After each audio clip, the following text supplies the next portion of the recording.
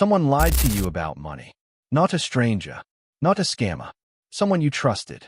Someone who believed what they told you with their whole heart. And that lie, repeated so many times, by so many people, in so many different forms, became the invisible ceiling that most people spend their entire lives pressing against without ever knowing it is there. David knows this ceiling well. He has been pressing against it for 23 years. Not because he is lazy, not because he is uneducated, not because he made catastrophic decisions, because he built his entire financial life on a foundation that felt solid, that looked solid, that everyone around him was also standing on. And that was, from the very first day, quietly hollow underneath. The lie is not complicated. It is not hidden in a tax code or buried in a financial document. It is sitting right in the open, in the advice your parents gave you, in the lessons your school taught you, in the sentences that well-meaning people repeat to children every single day. In the next 10 minutes, we are going to name the lie, show you the numbers that prove it, and give you the exact framework that David used, at 46 years old, to finally break through the ceiling he did not even know existed. Stay with us. This one is going to change something. Before we go any further, welcome to Finext Wealth. If you are new here, we are so glad you found us. And if you have been watching from the beginning, you already know that we do not do hype on this channel. We do not tell you what you want to hear. We tell you what the numbers actually say. And today, the numbers are going to make you question something you have believed your entire life. Hit subscribe right now. Turn on the bell. And if someone in your life is working hard and still not getting ahead, share this video with them before it ends. Because the lie we are about to expose is the same lie they are living inside. Now, let us name it. David is sitting across from his older brother Raymond at a kitchen table. Raymond is 54. He has worked 30 years in the same industry. Honest work. Consistent work. Raymond pours 2 cups of coffee and says something he has said 100 times before. He says, "David, the secret to getting ahead is simple. Work hard, save what you can, and spend less than you earn." David nods. He has heard this his entire life. From his father, from his teachers, from every financial magazine he has ever glanced at in a waiting room. Work hard, save what you can, spend less than you earn. 3 sentences, delivered with complete sincerity. And every single one of them, on its own, is technically true. So where is the lie? The lie is not in what those sentences say. The lie is in what they leave out. David has worked hard his entire life. Raymond has worked hard his entire life. Between them, 47 years of honest labor. And between them, less than $90,000 in combined investment assets. Not because they did not follow the advice. Because the advice, as given, was incomplete. Work hard. Spend less than you earn. Save what you can. These 3 sentences describe how to survive. They say absolutely nothing about how to build wealth. And for most people, survival and wealth feel like the same destination. They are not. They are not even on the same road. David asks Raymond, "Where did you learn that?" Raymond thinks for a moment. He says, "Dad. I learned it from Dad." David nods. "And where did Dad learn it?" Raymond shrugs. "Grandfather. Probably his father before that." David leans back. And here is the thing that most people never stop to consider. The advice Raymond repeated, word for word, was designed for a different world. A world where you worked for one company your entire life and received a pension at the end. A world where the cost of living grew slowly and predictably. A world where saving money in a bank account actually grew, because interest rates were meaningful. A world where hard work and frugality were genuinely sufficient engines of long-term financial security. That world no longer exists. Pension schemes have been replaced by personal responsibility.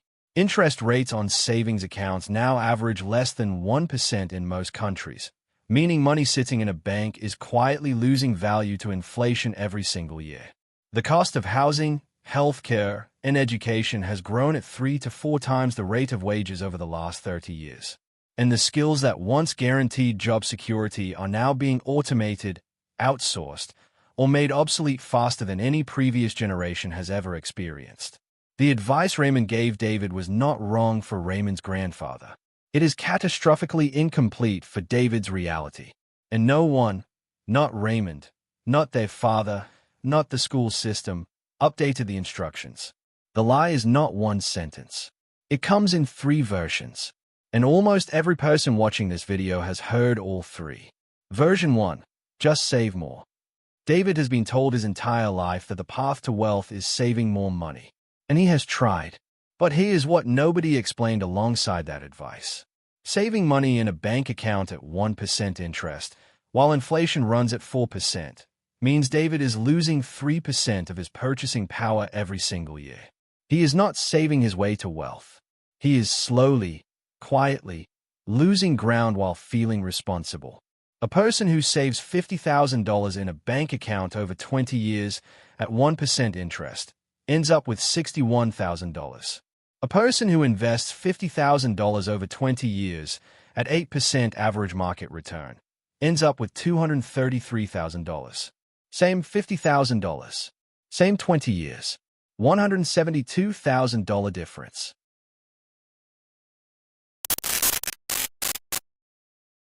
From a decision about where the money sits. Version 2. Work harder and earn more. David has also been told that the solution to financial struggle is simply to earn more. And earning more does help. But here's what the advice never includes. Earning more without changing the system your money flows through just means more money going through the same broken pipe. David at $30,000 a year saved nothing. David at $70,000 a year saved almost nothing. Because the pipe, the financial architecture through which his income flowed, was designed to spend, not to build. More income through a broken pipe just means more water on the floor. The pipe has to change before the income matters. Version 3. Debt is dangerous. Avoid all debt. This is the most nuanced lie of the 3, and the most expensive, because it is half true. Bad debt, consumer debt, credit card balances, car finance, is genuinely destructive and should be avoided.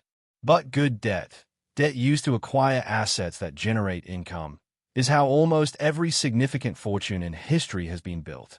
David avoided all debt for his entire adult life. Meanwhile, Marcus, next door, used a carefully structured mortgage to buy a property that now generates monthly rental income exceeding his monthly repayment. Marcus used debt as a tool. David avoided debt as a rule. One of them built an asset. The other built a savings account that inflation is quietly eating. David sits with his coffee for a long time after Raymond leaves. He does not feel angry. He does not feel cheated. He feels something more specific than that. He feels the particular discomfort of a man who has been doing everything right, by the wrong instructions. 23 years. He has worked hard.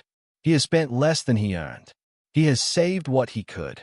And at 46 years old, he has a modest savings account, no investment portfolio, a rented home, and a retirement timeline that does not work on paper no matter how he runs the numbers.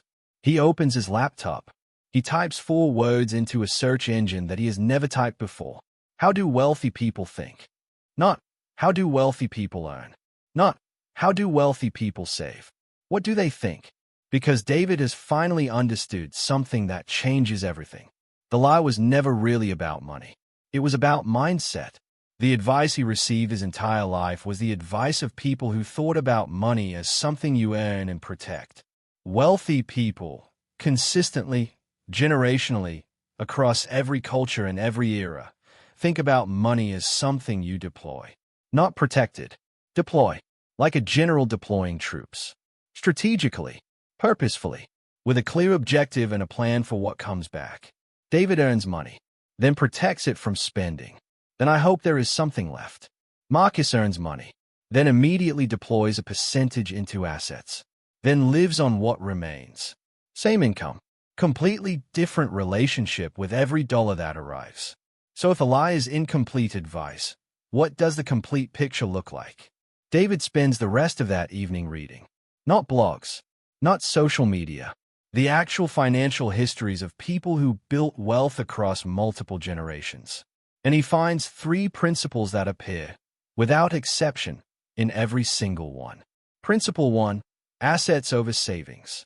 Wealthy people do not save their way to wealth. They accumulate assets. An asset is anything that puts money into your pocket whether you work or not. Stocks and index funds. rental properties, business ownership, intellectual property. Savings are starting point. Assets are the destination. The goal of saving is not to have a larger number in a bank account. The goal of saving is to accumulate enough to buy your first asset, and then let the asset earn while you save toward the next one. Principle 2. The 70-20-10 rule. Every wealthy person David reads about operates some version of this structure. 70% of income, living expenses, everything life requires. 20%, investment into assets, non-negotiable, automatic, invisible. 10%, financial education, emergency fund, and opportunity fund. The order matters as much as the percentages. 20% leave first, before the 70% has a chance to expand to fill it. David has lived his entire life on the 100% model. Everything he earns, everything goes somewhere. The 70-20-10 model is not about earning more. It is about giving money a destination before it finds its own. Principle 3. Time in the market beats timing the market. Every single person David reads about, without exception, started before they felt ready. Not when the market was perfect. Not when their income was sufficient. Not when the conditions were right. They started with what they had. When they had it. Because the most expensive thing in investing is not a bad stock pick. It is a year of waiting. Every year David waited, while feeling responsible, frugal, and financially careful. Cost him not just that year's potential returns. It cost him 30 years of compounding on those returns. 2 weeks later, David calls Raymond. He walks him through everything he found. The savings versus investment gap. The broken pipe of higher income through an unchanged system. The difference between debt as a rule and debt as a tool. Raymond listens for a long time.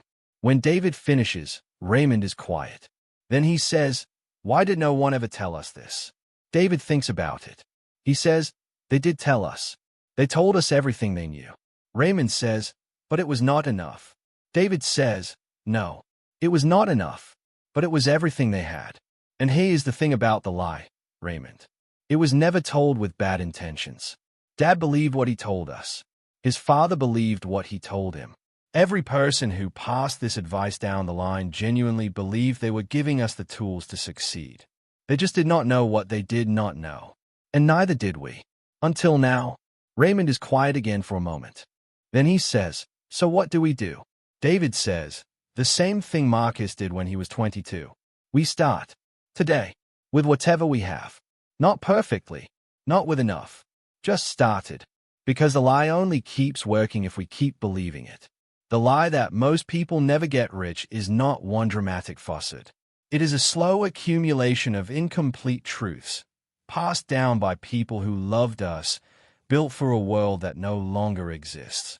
Work hard. Spend less than you earn. Avoid debt. Save what you can. All of it is technically true. None of it is sufficient. Because the world does not reward people who simply survive within their means. The world rewards people who deploy their resources, however small, into things that grow while they sleep. David is 46. He cannot go back to 22. He cannot undo 23 years of a survival mindset applied to a wealth-building opportunity. But he can start today. And starting today, with the right framework, the right understanding, and the right relationship with every dollar that arrives, means that David at 65 looks nothing like David at 46. The lie had a 23-year head start. But the truth compounds too. Before you go tonight, think about one person in your life who is working hard, spending carefully, saving dutifully, and still not getting ahead. They are not failing. They are following incomplete instructions. Share this video with them. Not to make them feel bad about the past, but to give them the complete picture before another year goes by on the wrong foundation. Hit the like button if this video named something you recognized. Subscribe to Finext Wealth for one story every week. The financial truths that the school system never got around to teaching. And thank you. Genuinely and deeply. Thank you for trusting us with your time tonight. We do not take that lightly. We will see you next week.